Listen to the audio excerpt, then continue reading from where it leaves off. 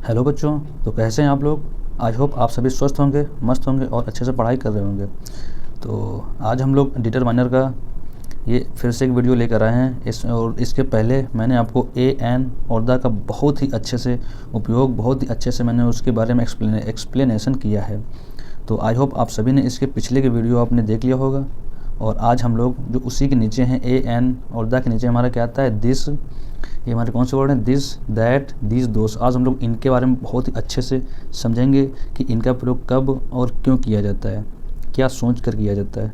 ठीक है, तो सबसे पहले वीडियो को लाइक कीजिए, शेयर कीजिए, सब्सक्राइब कीजिए और वीडियो को पूरा देखिए। जब आप वीडियो को पूरा देखते हैं तो लास्ट में आज मैं आपको एक एक्सरसाइज भी दूंगा। पहले मैं आपको अच्छे से समझाऊंगा भी और लास्ट में एक एक्सरसाइज भी दूंगा ताकि आप लोग अच्छे से उसकी प्रैक्टिस कर पाएँ और आप लोग अच्छे से इसके नोट्स बनाइए। तो चलिए हम लोग सीखते हैं। तो सर हम लोग पढ़ते हैं आज दिस, दैट और दोस का प्रयोग। ठीक है, तो जो हमारा दिस है, दिस एक्चुअली में इसको हम लोग बोलते हैं डिमॉन्स्ट्रेटिव एडजेक्टिव, और ये हमारा डिमॉन्स्ट्रेटिव प्रोनाउन भी होता है। लेकिन इसमें एक डिफरेंस ये होता है कि जो डिमॉन्स्ट्रेटिव प्रोनाउन और डिमॉन्स्ट्रेटिव एडजेक्टिव तब कहते हैं जब दिस के बाद कोई हेल्पिंग वर्ब आ जाए तो उसको हम लोग डिमॉन्स्ट्रेटिव प्रोनाउन कहते हैं।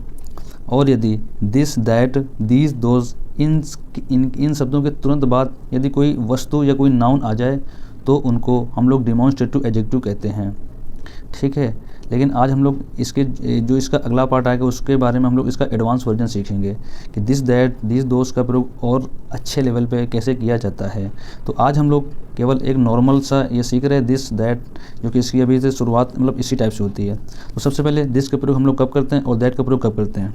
तो दिस, पहली बात तो आपको सिंगुलर और प्लूरल पता होना चाहिए। सिंगुलर बोलते हैं एक वचन, यदि कोई वस्तु एक है तो उसको हम लोग सिंगुलर बोलते हैं।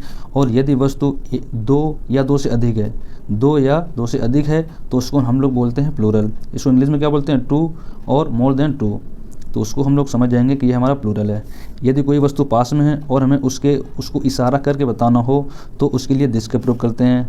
पास की वस्तु हो तो दिस का प्रयोग करते हैं सिंगुलर होने के लिए, सिंगुलर यदि है। और यदि कोई वस्तु दूर है और उसको इशारा करके हमको बताना है तो हम लोग वहाँ पे दैट का प्रयोग करते हैं।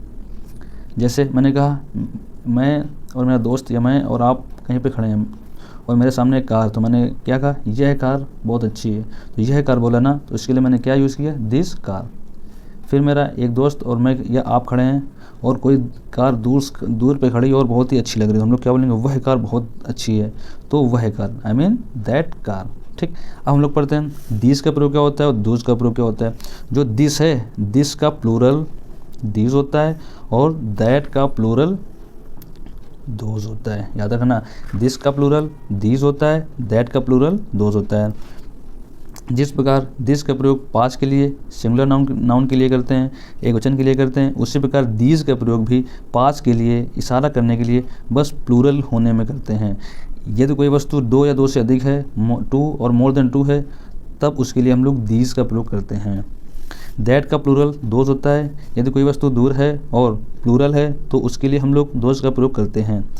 एग्जाम्पल के लिए, मेरे टेबल पे कई सारी बुक्स रखी हैं और मैं अगर आपसे कहूँ ये पुस्तकें मेरी हैं तो मैं क्या बोलूँगा? या ये किताबें मेरी हैं तो मैं बोलूँगा दीज बुक्स। क्या बोलूँगा? These books. अगर मैं और आप कहीं बैठे हैं और जो टेबल है मुझसे दूर रखा है और मैं बोल दूँ वो किताबें मेरी हैं, तो हम लोग वहाँ पे क्या बोलेंगे? Those books. क्या बोलेंगे? Those books. ये आपको अच्छे समझना है। अब हम लोग इसकी अच्छे से प्रैक्टिस करते हैं कि इसको हम लोग कैसे यूज़ में लाएंगे और कैसे इसके सेंटेंसेस बनते हैं। तो सबसे पहले हमारी एक्सरसाइज नंबर 3, इसके पहले मैंने एक्सरसाइज नंबर 2 करवा दिया था, आज हमारी एक्सरसाइज नंबर 3 है। तो देखिए हम लोग कैसे करते हैं। पहली रीडिंग क्या है? Fill in the blanks with this, that, these, those. हमको इन्हीं 4 में से कोई एक शब्द भरना है। तो हमारा पहला सेंटेंस क्या बोल रहा है? हमारा पहला सेंटेंस है are blank apples fresh in your shop. कहने का मतलब ये है, अगर हम किसी शॉप पे गए हैं और अगर मुझे सेब एप्पल से लेने हैं तो मैं उससे क्या बोलूँगा? भैया ये जो सेब रखे हैं ये ताज़े हैं। यहाँ पे फ्रेश का मतलब क्या है? जो आपकी दुकान में ये एप्पल्स रखे हैं वो ताज़े हैं। तो हम लोग मतलब पास में है ना, पास में फिर एप्पल्स हैं और प्लूरल है, तो हम लोग पास की वस्तु को जब इशारा करते हैं उसके लिए दीज का प्रयोग करते हैं। तो यहाँ पर हम लोग क्या बोल देंगे? These are these apples fresh in your shop. क्या ये सेब आपकी दुकान पे ताज़े हैं? फिर क्या है? दीज बुक्स आर न्यू, सबसे पहले दीज बुक्स बोल रहा है ना, ये हमेशा देखना जो दीज है इसके बाद हमेशा प्लूरल नाउन आएगा या प्लूरल वस्तु आएगी। दीज के बाद प्लूरल वस्तु आ गई, ठीक है। इसके बाद जो वर्ब आती है वो भी आती है प्लूरल। तो दीज बुक्स आर न्यू, ये पुस्तकें तो नई हैं, बट लेकिन दोज, अब यहाँ पे क्या भर देंगे, बुक्स आर ओल्ड। एक बार जब दीज का प्रयोग हो चुका है तो अब यहाँ पे भरेंगे दोज। दोज इसलिए आ रहा है क्योंकि बहुत सारी पुस्तकें हैं, ये प्लूरल है, इसलिए हम लोग यहाँ पे दोज भरेंगे। और इशारा यहाँ पे ये किया जा रहा है कि जो ये पुस्तकें हैं ये पास में है, लेकिन वो वाली जो हैं वो पुरानी है। तो यहाँ पे हम लोग क्या भर देंगे, दोज। फिर क्या है, bag is red but that, देखिए बट के बाद अगर एक उसका अपोजिट आ चुका है तो बट के पहले उसका अपोजिट आएगा। तो दैट का अपोजिट क्या होता है, दिस। तो यहाँ पे हम लोग क्या बोल देंगे, this bag is red but that bag is green, यह बैग लाल है बट वो वाला बैग हरा है। देखिए फिर हम लोग कैसे भरेंगे, दिस बकेट इज फुल, ये बाल्टी भरी है लेकिन, देखिए बट लग गया ना, तो इसका मतलब क्या है, दिस का हमको अपोजिट भरना है। तो दिस का अपोजिट क्या होता है, दैट। और हमारी बकेट एक है तो इसके लिए आ जाएगा हमारा दैट। ये बाल्टी फुल है लेकिन वो वाली बाल्टी खाली है। फिर क्या है, स्टूडेंट्स हैं। सबसे पहले हमें ये देखना कि हमारा स्टूडेंट्स है ना, जब स्टूडेंट्स है मतलब आई मीन्स जो इसका सब्जेक्ट है वो प्लूरल है ना, तो अभी यहाँ पे हम लोग जो इसका नाउन है वो है प्लूरल। तो हमको अब सिर्फ सोचना है दीज या दोज में से। अब यहाँ पे बट शब्द का यूज किया गया है, बट के बाद में क्या है, दोज। इसके बाद में क्या है, दोज। तो इसके पहले पक्का दीज आएगा, ये ऐसे सोचा जाता है। बट ये होता है एक अपोजिट, मतलब एक अपोजिशन को शो करता है कि अगर इधर दोज है तो पक्का इधर दीज होगा। तो यहाँ पे हम लोग क्या भर देंगे, दीज, और थोड़ा सा अर्थ निकाल कर सेंटेंस को समझ लेंगे। दीज स्टूडेंट्स आर इंटेलिजेंट, ये विद्यार्थी होशियार हैं, लेकिन दोज स्टूडेंट्स आर डल, लेकिन वो वाले विद्यार्थी डल हैं, कम होशियार हैं। फिर क्या, इज़ योर बुक। अब यहाँ पे बोल रहा इज़ योर बुक, कोई इंसान आपके सामने पूछता है क्या यह पुस्तक आपकी है, तो इज़ दिस, यहाँ पे क्या बोल देंगे, इज़ दिस योर बुक। फिर क्या है, 7 नंबर क्या बोला है, book is yours and that book is mine. That लग गया ना, दैट से पहले दैट का अपोजिट क्या होता है, एंड, तो सॉरी दिस होता है। तो यहाँ पे है दिस बुक इज़ योर्स, यह पुस्तक आपकी है, एंड दैट इज़ माइन, और वो वाली मेरी है। तो यहाँ पे हम लोग क्या भर देंगे, दैट। 8 नंबर क्या है, is the best method of solving the sum. कोई भी सम होगा उसको सॉल्व करने का ये बेस्ट मेथड है। तो यहाँ पे दिस भर देंगे, this is the best method of solving the sum. फिर क्या है, is my book on the table.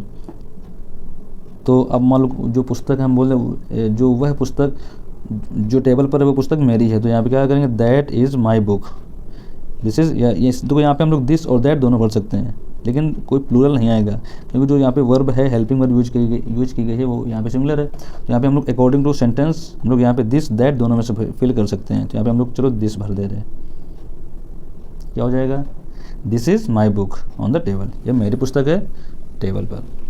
House is an apple of Discord, ये देखना बहुत ही अच्छा एक फ्रेज़ है, एन एप्पल ऑफ डिस्कॉर्ड। इसका मतलब होता है, एन एप्पल ऑफ डिस्कॉर्ड का मतलब होता है झगड़े। एन एप्पल ऑफ डिस्कॉर्ड का मतलब होता है झगड़े की जड़, इसको हम लोग क्या बोलते हैं, झगड़े की जड़। इसको याद कर लेना आप, an apple of discord. Between two friends मतलब बोल रहा है कि ये जो घर है दोनों दोस्तों के बीच में एक झगड़े की जड़ है, ये जो ये घर बोल रहा है। यहाँ पे हम लोग भर देंगे दिस हाउस। फिर क्या है, 11 number, was the last step of the project. Was the last step, यहाँ पे ऑप्शन आपको दिया गया है दोज और दैट, इन्हीं में से आपको फिल करना है। तो भाई दोस्त तो आएगा नहीं क्योंकि यहाँ पे जो वर्ब है सिमिलर है। अगर यहाँ पे वर्ब होती प्लूरल तो हम यहाँ पे दोस्त भर सकते थे, लेकिन यहाँ पे वर्ब है सिमिलर तो यहाँ पे भरेंगे दैट। यहाँ पे क्या बोल देंगे, दैट। 12 नंबर क्या बोल रहा है, 12 नंबर है people are new to the. यहाँ पे द का मतलब क्या होता है, वह, वही, या उसी। मतलब ये इसमें यहाँ पे ये कहा जा रहा है कि उस एरिया में, या हाँ उस एरिया में लोग नए थे, जो वो लोग थे। मतलब यहाँ पे बोला है आर, सबसे पहले यहाँ पे आर लगाया ना, तो हमारा या तो दीज आएगा या तो दोज आएगा। अब उस एरिया की बात हो रही है, मतलब कि दूर के लिए संकेत हो रहा है, तो दोज पीपुल, वे लोग उस एरिया में नए थे। ठीक है, तो अब आई होप आप लोगों ने वीडियो को पूरा कंप्लीट अच्छे से देखा होगा, और आप इसके प्लीज़ नोट्स बना लीजिए और धीरे धीरे से आप प्रैक्टिस कीजिए। बोलते हैं ना, practice makes a man perfect. और हाँ, वीडियो को अपने ज़्यादा से ज़्यादा अपने दोस्तों के साथ में शेयर कीजिए ताकि हर बच्चा ऐसे छोटे छोटे कॉन्सेप्ट सीखकर अपने कॉन्फिडेंस को डेवलप करें। और इस वीडियो के लास्ट में आपको एक एक्सरसाइज दी जाएगी, उसको आपको वीडियो को पॉज करके सॉल्व करना है। अगर किसी भी सेंटेंस में आपको दिक्कत हो तो आप वीडियो को रिवर्स आकर फिर से देख सकते हैं। तो थैंक यू, हम लोग वीडियो को यहीं समाप्त करते हैं।